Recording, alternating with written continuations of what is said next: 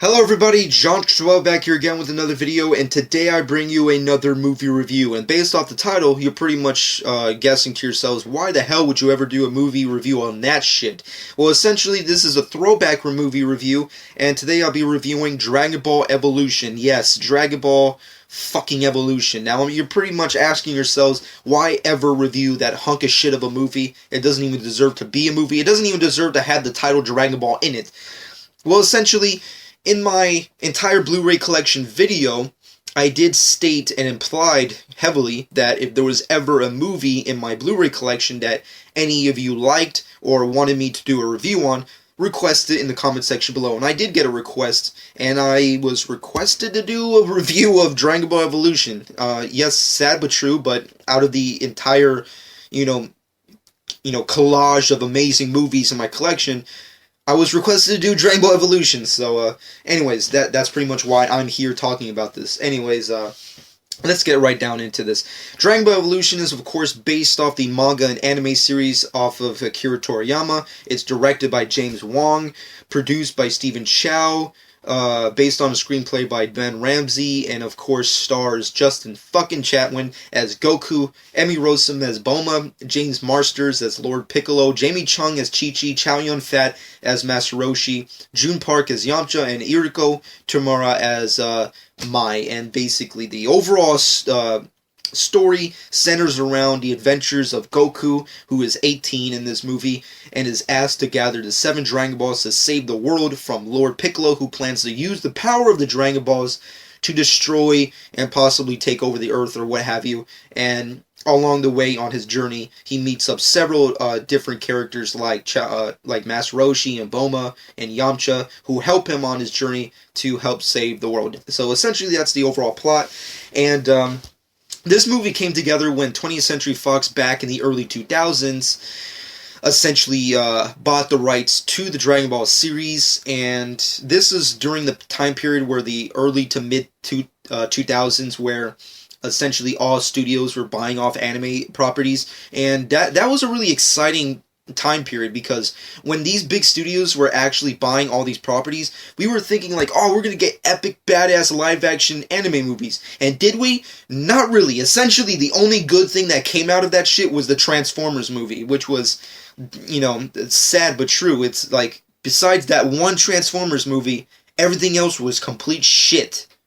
And this was one of them. This was basically like the peak of like all our fucking hopes and dreams, and we just fell on our faces, just like, oh god.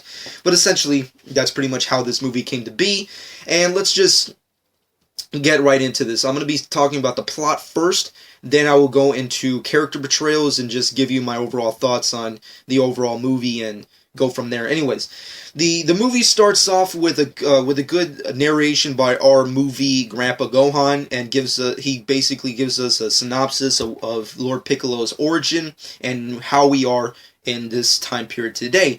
So essentially, several thousand years ago, Demon Lord Piccolo came to Earth and was wreaking havoc. He took Earth and wanted to do something with it, but he took a completely different direction, and I guess decided to destroy everybody with the help of his minion Zaro, which is essentially the only closest thing to a Saiyan we will ever get in this freaking movie. And at the end of it, 7 mystics created this contraction called the Mafuba, which is essentially this device that seals Lord Piccolo away for eternity. And Zaro, I guess, vanished in the shadows in fiction or what have you, and Lord Piccolo was sealed in the Mafuba for eternity. And that's essentially how we get into where we are now. And the movie opens up with our version of Goku, where he's training in the mountains with Grandpa Gohan in this really weird, quickie, kind of fast action-paced pole dance. I don't know. It was really weird. The overall opening I did not like. I mean, I will give the synopsis a little bit more credit, because at least they tried something there. But overall, the opening with Goku, training with Grandpa Gohan in that really weird poses, I don't know. It was just very strange, and the animation of the ki blast were really crap. It was definitely not 100% there.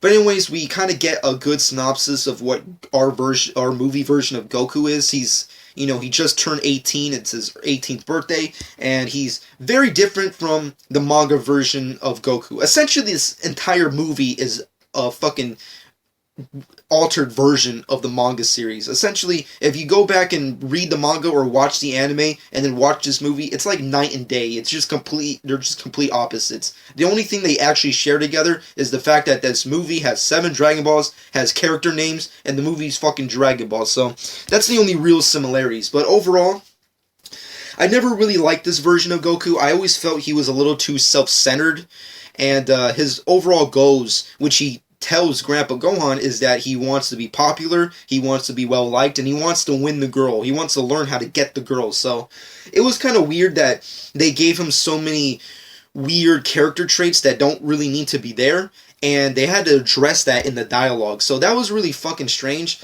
And what's even stranger is how Goku interacts with other people throughout this movie. Like when we get to see him go to high school and meet up with various other characters from there, like Texas Battles, freaking Carrie Fuller character, and the bullies and whatnot, and our version of Chi-Chi. It's just so awkward and strange and weird that it's just unnecessary. And plus, I also didn't really like the whole Goku Chi-Chi thing.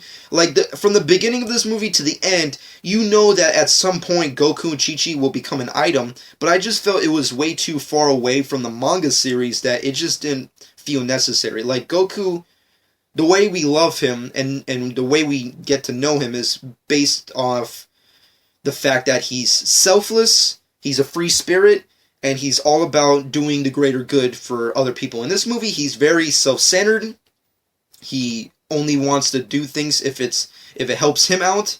And basically, the only reason he actually goes on this adventure is for revenge, which is the complete opposite of Goku. So, it's really fucked up and weird, but overall, the whole Goku Chi-Chi thing, the way that, like, he has a crush on her, and, I don't know, it was just very odd and strange. It should have been, I would have felt a little bit better on their relationship together throughout the movie if it was reversed, because that's the way it is in the manga and anime. But nevertheless, we move on from there. Grandpa Gohan is, Goku is celebrating at Chi-Chi's party at the same day of his birthday. Grandpa Gohan is visited by Piccolo, who is on the search for the Dragon Balls. Apparently he broke free from the Mafuba, or whatever the fuck it was called, and essentially seeks revenge for the Earthlings for sealing him there for a freaking eternity, and decides to use the Dragon Ball's power to destroy the Earth or what have you. Which is really strange, because if Piccolo had the power to destroy the Earth from the beginning of the movie, why does he need the Dragon Balls? Granted, the reason he needs the Dragon Balls in the manga and anime is because he wanted to bring back his youth. He wanted to be a young guy again, so that was his purpose. But in this movie, it's not really well known as to why he wants the Dragon Balls. It's kind of implied that he may be using it to get younger again or to take over the planet. But it's so vague. You're just thinking like, okay, well, he's the bad guy just for being a bad guy's sake, you know? It's just really weird. But overall, he has an encounter with Grandpa Gohan. He kills Grandpa Gohan by doing some kind of Sith Lord, Darth Vader type shit, which I never really had a problem with, because obviously characters from the Z universe could use their ki to basically morph and shapeshift objects, so it's not really that big of a deal how they used it. The only problem I have with that specific scene is the fact that it's angled so weird, it just feels unnatural, so that's the only real problem I had with it. But overall, when Goku ends up seeing Grandpa Gohan dying, Gohan tells Goku to seek out his old martial arts master, Muten Roshi, to help him train and hopefully save the day from Lord Piccolo, who plans on using the Dragon Balls. So anyways, on his search to find Muten Roshi, he comes across Bulma.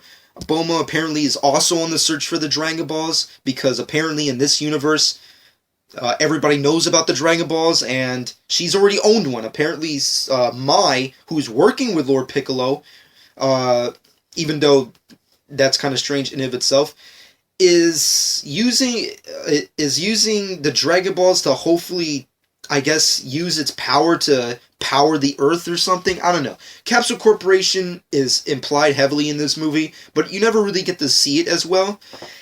And the only glimpse we do have of it is when Bulma is trying to stop Mai from getting the Dragon Ball. So there's a lot of weird shit, but overall, Mai took the Dragon Ball, and Bulma's trying to get it back. So essentially, that's how they come together, and they decide to join forces and become a team and go on a search for the Dragon Balls. And on their way, they come across Muten Roshi and discover the fact that he's just a douche and really is a weirdo and just a creep.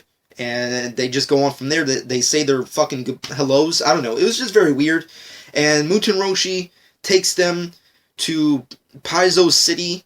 And it's, I don't know. There's just, like, the whole, the midpoint in this movie is just so awkward and weird. Doesn't make sense. That it's just, I don't know where the fuck they're going with it. But overall, after they join forces and meet up with Yamcha, which is even, if you thought there was a character that could be worse than any of the other characters you saw at this point in the movie, the Yamcha is actually worse, but I'm not even going to get into that right now. Overall, they join up forces, they become a team.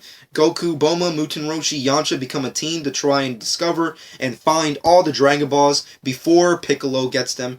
And also, they're trying to avoid the solar eclipse, because apparently, if the solar eclipse happens, Uzaro will return and join forces with Piccolo. And I don't know where they got all that from, but yeah, that's kind of there. But when they discover that Mai has taken the Dragon Balls and that there's no point in time that they can stop Piccolo before the solar eclipse, I guess Master Muten Roshi decides that he must use the Mafuba to put Piccolo back into it, but it's too late. Apparently Piccolo's far too powerful for Muten Roshi and Goku alone, so then Goku finds out that apparently Lord Piccolo sent Goku to Earth, and that Goku was always Uzaro. So apparently Goku was the ape of the whole time, and just, I don't know, deformed. So he was Uzaro, then he came to Earth, and then he became a baby, and now he's Goku now. I don't know where the fuck they got all this fucking... I don't know where they went from point A to B to Z so quickly and did not explain how they got there. But that entire thing, it doesn't even make sense for me to explain it, so I'm pretty sure you're not going to understand it. But basically, that's how it is.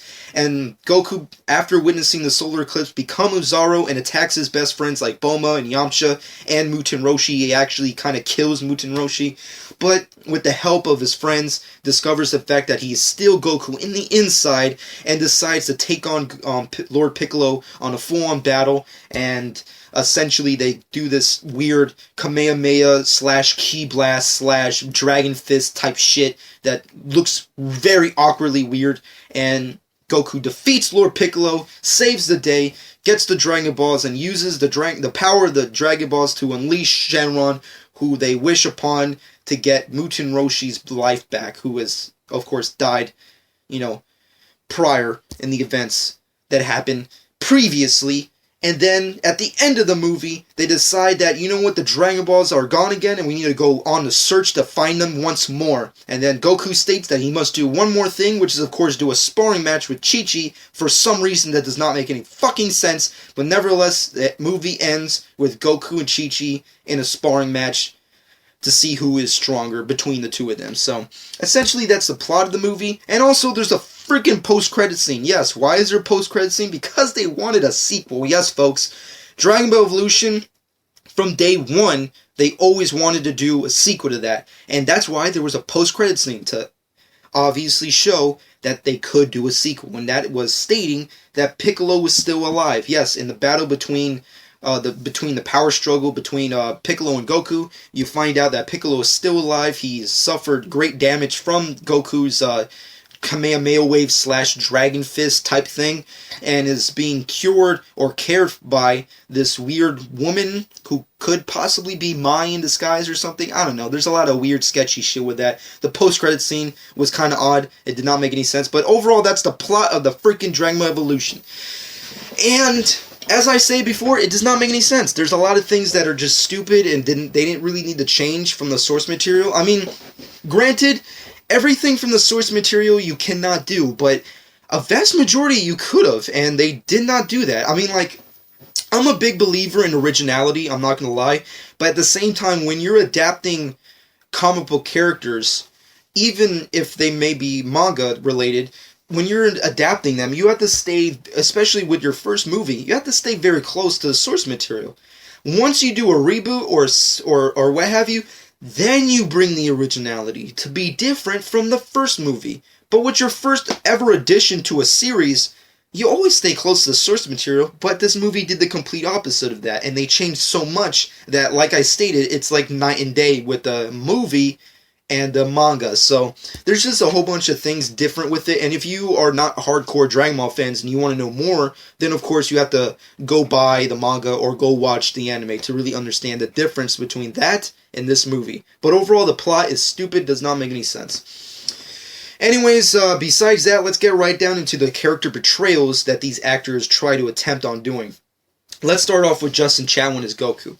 Now, when this movie first went into production, I didn't really have a big problem with a white guy playing Goku. I know a lot of the Asian community really didn't like that. They didn't really like the fact that Goku was being played by a white guy. They hated that idea. And at first, I had no problem with it, but when I got to see the movie, I really definitely changed my aspects on that. Like, Goku, yeah, he definitely needs to be played by someone who is Asian or at least of mixed of race. So it's definitely something that is a given. But besides that, Justin Chatwin's performance is just terrible. Like, he's not really that good of a fighter. I'll give him some type of, kudos for at least attempting to try to do some stunts, and not to mention try to obviously gain weight to have the kind of physique that Goku does have in the manga and anime. But overall, Justin Chatwin was just far too scrawny, and he just does not have the leading man material with him. He just does not have any of that. He was just so 180 from Goku from the anime and manga that it's just like the plot. It's night and day. It's just they're just complete opposites. And once again, his actions in this movie is just so terrible. Like, Goku's presence in this movie is so shit, and it's so self-centered and so worthless that I actually, this movie makes me hate Goku. Like, it makes me hate Goku more than I should, and I don't like that. And it has a lot to do with Justin Chatwin's performance. And I don't want to bash him, but it's kind of hard to. When you watch the movie, you'll know. But anyways, moving off of that, Chow Yun-fat as Master Roshi. I never bought him as Master Roshi. Even though some people were okay with his performance, I felt it just wasn't a true Master Roshi performance, it just was. And plus, Chow Yun-fat, I'm not really that big of a fan of him. Like, I never really liked his performances or movies even prior. So I'm not really that big of a fan of his. So his performance in this movie is whatever to me. Moving off of that, Emmy Rossum as Bulma. God. Emma Rossum, I'm not gonna lie, I do like her. She's obviously been killing it with Shameless and more and stuff like that. But overall, in this movie, she's just very unlike Bulma. Like, Bulma, I kind of like what they try to do in this movie with her character. Like, they wanted to make her feel more like a superhero-esque, freaking Black Widow type of chick, where they wanted to have her be like a kick-butt kind of kick-ass chick, badass rocker chick type. But it just didn't really have a good payoff, And plus, I also didn't like the fact that she had no blue hair. Like, I heard interviews about it, and they all talked about how it felt a little too ridiculous to have, and unrealistic to have Bulma without blue hair. But that's the fucking character. It's her blue hair that differentiates her from other fucking female characters from the series. And also, it's a very big character trait within anime and manga characters, is that they're colorful hair. Especially Dragon Ball characters. Their hair is so different and so vibrant and so classic that changing them would just be a complete waste of time. But they did it, and it was just unnecessary. But overall, Emma Rossum's performance it's whatever as well. It's like, I like her as an actress, but in this movie it just doesn't do justice. And plus, the hair thing is a big thing. Jamie Chung as Chi-Chi. She's probably like one of the only characters I actually was okay with this movie. She was pretty good. I'm not gonna lie, they overpowered her a little. Like, they try to make her feel like too much of an ass kicker. Like, she was supposed to be like a real badass martial artist. in the manga and anime, it's implied that Chi-Chi is, of course, like a somewhat known kind of martial artist, and of course we all know and have seen the fight between her and Goku at the World Tournament. But Chi-Chi in this movie feels like she can kick ass more and better than Goku in this movie, which is weird.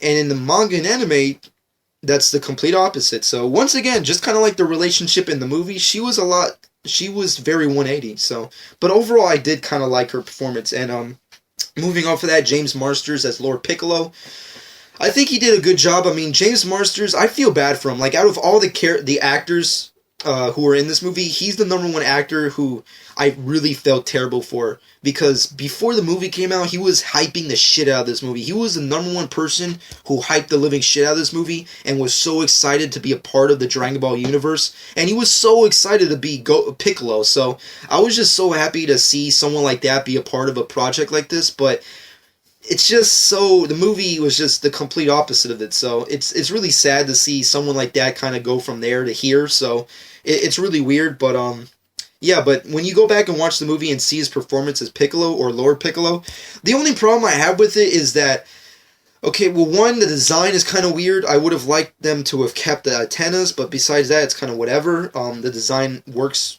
a little bit.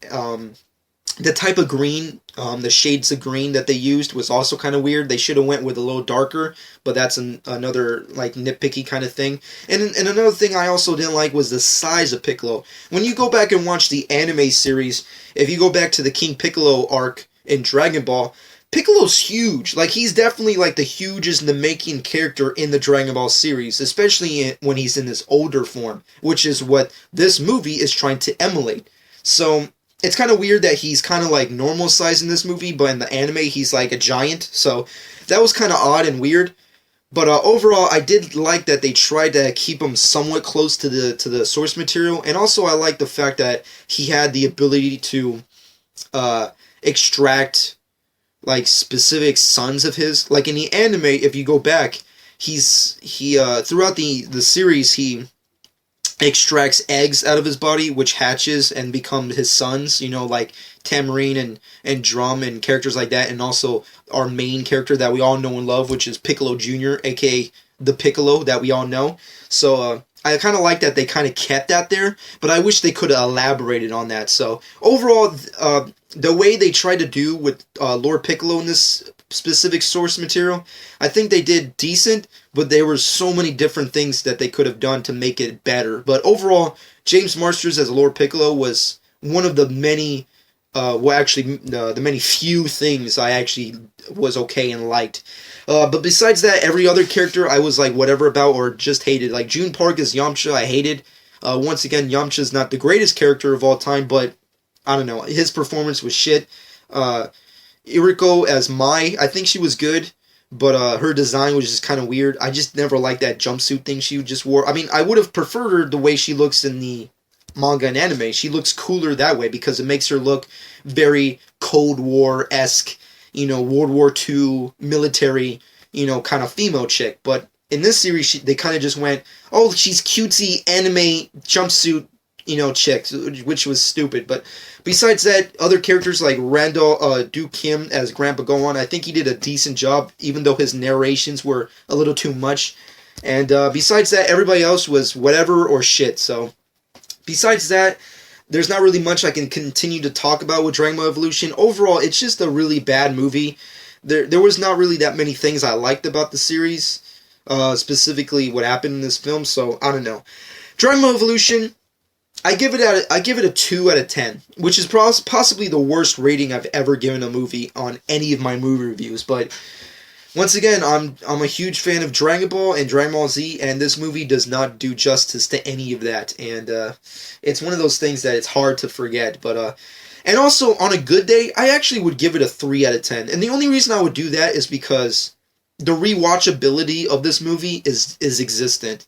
And the only reason I say that is because I have watched this movie more than once, and I only do that because it's so bad. It kind of suffers the Batman and Robin kind of thing, where it's like it's so bad of a movie that you can't stop watching it. Like, it's just, you want to watch it just to make fun of it and just talk shit about it. That's what this movie is. Even though it shits on my childhood and like kills everything about the Dragon Ball legacy, it's just so funny to shit on it that I just have to watch it.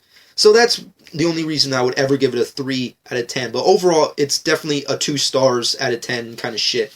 But overall, that's pretty much been my overall review of this movie. The plot sucks.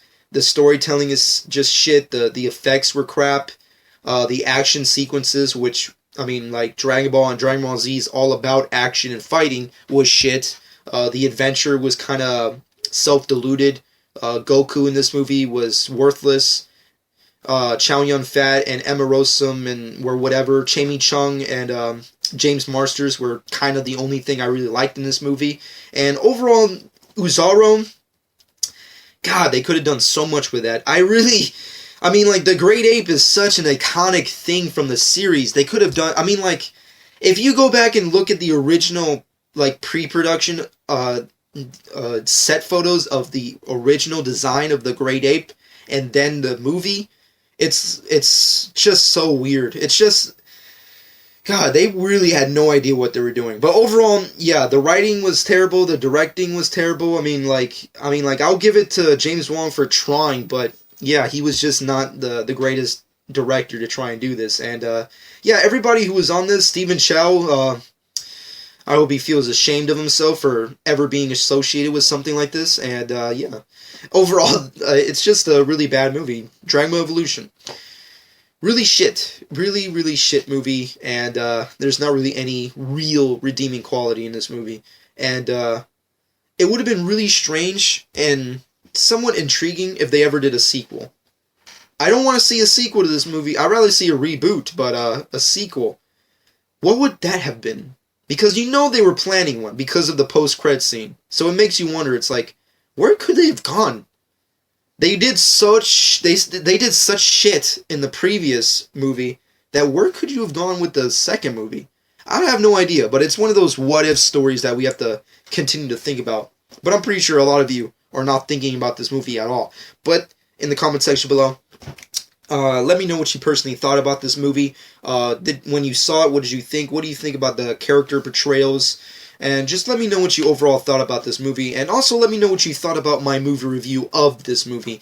And that's going to be it for this movie review of Dragon Ball Evolution. Once again, if you want to see me do any more throwback movie reviews, go to my entire Blu-ray collection video where you get a chance to see all the movies in my Blu-ray collection. And as well, if you want to see and or hear me talk shit about Dragon Ball Evolution more in further detail, then you'll be in luck, folks. Apparently, Paul Costa, my YouTube partner / friend, EvaScar23, is planning a new segment for this year titled Scarmentary. I'm pretty sure he talked about it in one of his earlier vlogs, and he stated in there that he's going to basically just start watching movies, possibly with me, and give overall audio commentaries to those movies. So that's what his new idea is going to be.